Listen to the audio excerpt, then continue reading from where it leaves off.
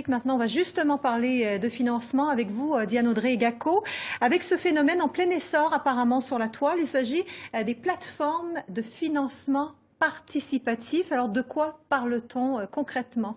Plus souvent connues comme du crowdfunding, ce sont des plateformes justement qui permettent à des personnes comme vous, comme moi, d'investir dans des projets auxquels on croit. Donc vous avez deux types de plateformes. Vous avez ce qu'on appelle de l'equity crowdfunding, c'est un crowdfunding d'investissement. Vous investissez dans un projet, dans une entreprise, et en échange, vous avez des actions. Ce qui permet aux entreprises aujourd'hui en Afrique de se développer. Et à côté, vous avez des personnes qui choisissent d'être mécènes. Et dans ce cas, ils font un don de 5 euros, de 10 euros ou de 100 euros à leur convenance. Aujourd'hui, ça se développe de plus en plus parce qu'on est dans un ère où il y a de plus en plus de start-upers, où l'entrepreneuriat se développe.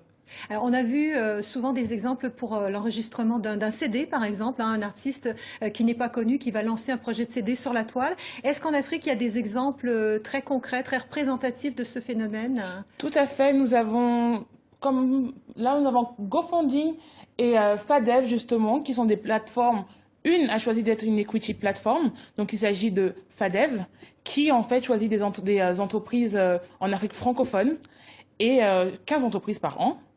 Et des personnes ont le choix, en tout cas, d'investir dans ces projets. Donc, vous mettez 100 euros, vous avez 5% à peu près, 5% dans l'actionnariat de l'entreprise.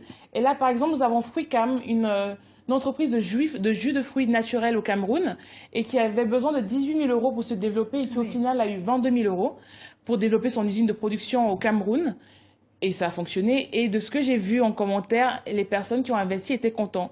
À côté, vous avez GoFundMe qui a choisi d'être sur l'Afrique du Nord, donc dans le Maghreb, et qui propose aux personnes de la diaspora tunisienne, marocaine ou algérienne d'investir dans des projets de start-upers du pays. On sait très bien qu'aujourd'hui, des gens de la diaspora ont l'habitude d'envoyer de l'argent sur le continent. Donc c'est une belle alternative. Je me suis renseignée auprès d'un jeune entrepreneur camerounais, Olivier Madiba, qui a réussi à lever 240 000 euros via une plateforme de crowdfunding. Il a testé le mode d'investissement naturel via des mécènes. Il a récolté 1 000 euros, ce qui a été un échec parce qu'il voulait lancer sa boîte Kiro Games, qui est une boîte de jeux vidéo.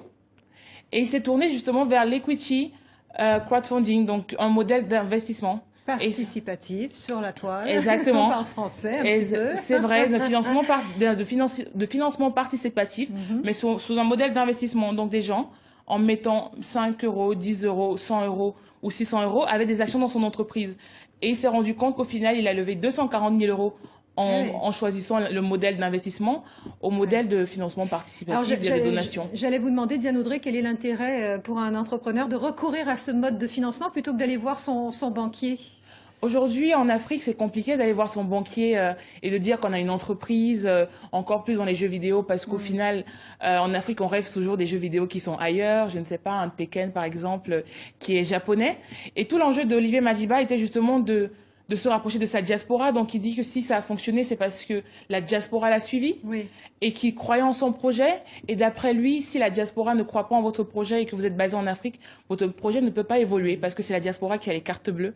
Et en Afrique, avec ce problème de bancarisation, il semble un peu compliqué pour les personnes, localement en tout cas, d'investir.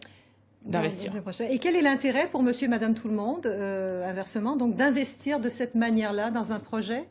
Alors, comme je disais tout à l'heure, c'est justement, généralement, ce sont des personnes de la diaspora qui investissent dans les projets. Aujourd'hui, il y a 30 milliards environ de capitaux qui sont envoyés chaque année sur le continent pour des besoins assez banals, manger, boire. Et aujourd'hui, il y a cette jeune génération qui ne veut plus juste envoyer de l'argent pour que sa famille mange, mais qui veut envoyer de l'argent pour que derrière, un membre de la famille